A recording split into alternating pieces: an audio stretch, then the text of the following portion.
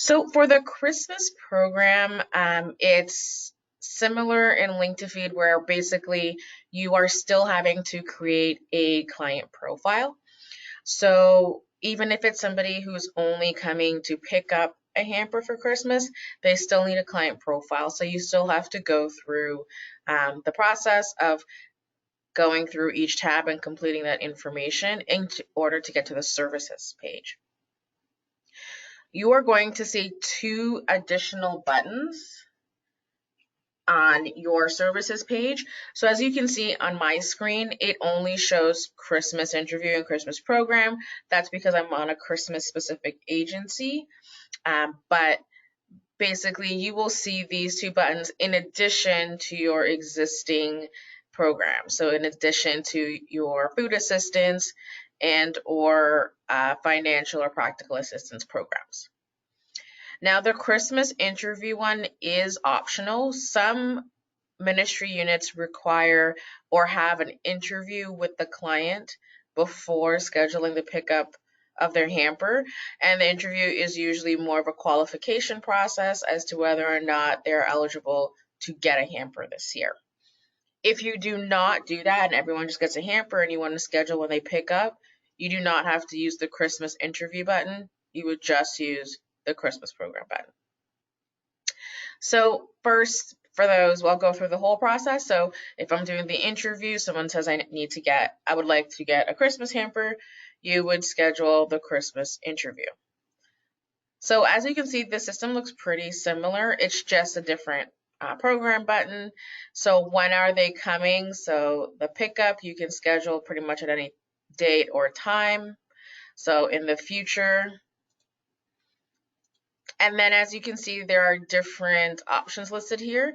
So this is the Christmas interview. So I'm going to use the interview options, and my interview has been booked and scheduled. Any referrals that you may have discussed while scheduling the interview, if not, none. And then there's any notes as well. And then I would click save. So I have saved a scheduled appointment, and it's an interview. Now, let's say you have a whole bunch of interviews that are scheduled. There's an appointments list under the clients heading here where you can go to and refer to appointments that are scheduled for a certain date. So if you want to even do a wide range, so how many appointments do I have for this whole month, or how many interviews, it will list them all here. So if you want to filter it, because keep in mind I have pickups, and I'll tell you what that is a little bit later, but I'm just looking for the ones that I have for interviews. You can filter the status as well. So how many interviews booked scheduled do I have, and click on filter.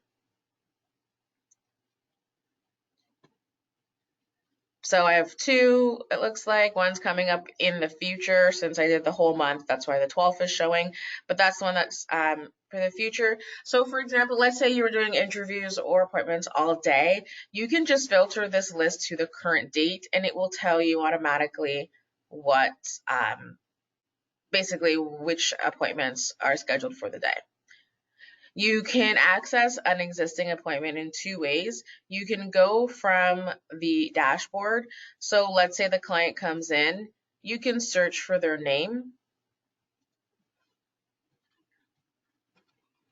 or search for them any other way that you choose to, and then go to their profile here on the services tab. Okay, they have an interview and I can edit that. You can also edit it directly from the pickup list. So here's my full list. Stephanie has come in, there she is on my list, and then edit. Now I'm taken to basically the interview that was booked. So came in, you can change the date. So maybe they came in early or whatever the case may be, you can change that. And I'll say they came in today instead. And then interview completed. So I've done the interview, everything's gone okay, and you can save. So if the person, here's my interview completed here. Oh, sorry, today's the 17th. This is my interview completed. So that has been done. Now, for if they actually if they were not eligible, there's nothing else that you can do. I would recommend, just to keep track for interview completed, adding in the note section whether they were approved or not. Because let's say the interview has been completed and you're wondering, why is there no Christmas program visit for them?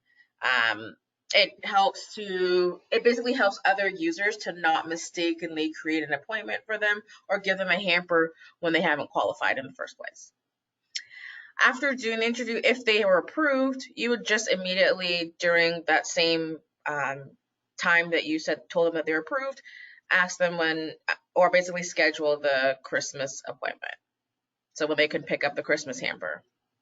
So again, it's really similar. The only difference is that they're just two different programs for two different things, but this is the food related one. So once this is collected or this is completed, this pickup will count as a Christmas visit, as in you gave them a hamper. The pickup date, again, can be in the future. Now it's not an interview, so we're going to the pickup statuses. So my pickup has been booked and scheduled. Don't really know how many pounds of food I've given them because they haven't come in. Well, they haven't gotten it yet. You can set the time. And then there are food and items provided. So there are foods listed, turkey, ham, vegetables, if they are going to be recipients of the Adopt a Family program. There's other, and then there's items and services provided, gift cards, the value, so the dollar value of the gift cards, and the toys. So number of toys provided. Any additional information from anything checked off here or anything entered here should be put in the note section. So for example, if they're part of the Adopt a Family program, if you want to say that if you would like to track that information into Link2Feed, that would be notes. There's also for the items and services provided. So if you want to know or keep track of the type of gift card, so you need to keep track of the type of gift card, you would put the gift card here, and you can enter the barcode number for the gift card here. Link2Feed has barcode scanning capabilities.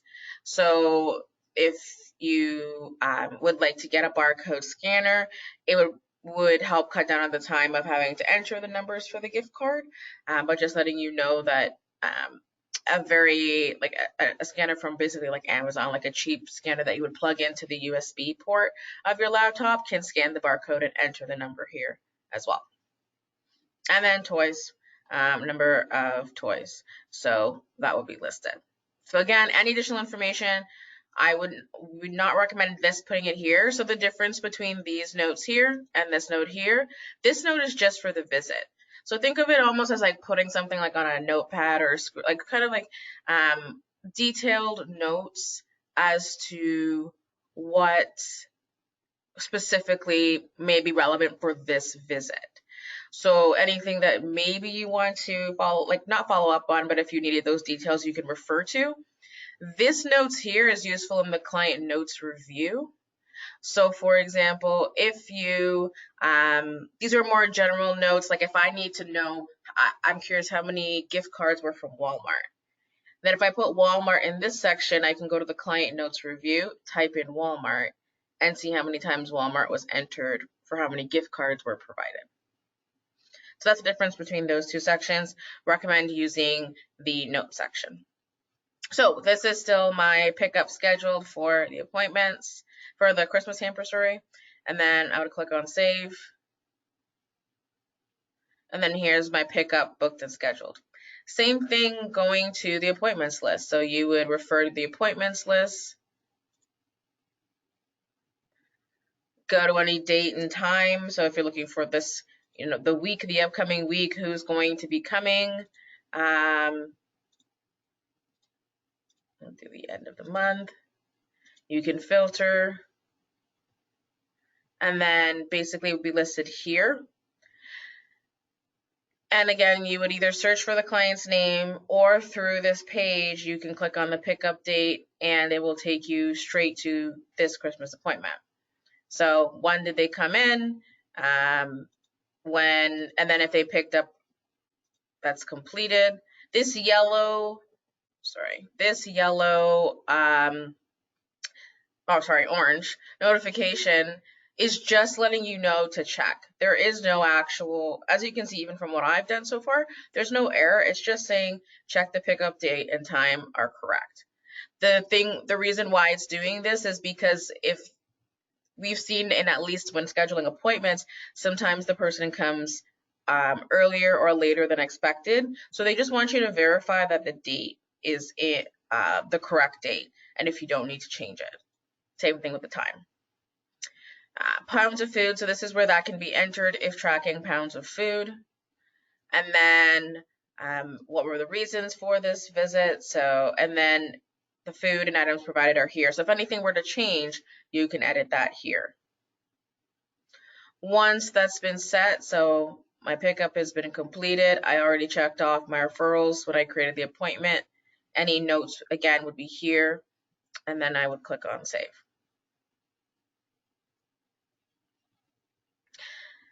Let's say that, so at the end of the day, we would recommend going to the appointments list to see who has not come in. So at the end of each day, I just recommend to go to the list, which will basically default to today's date anyway, and filter by interview book scheduled.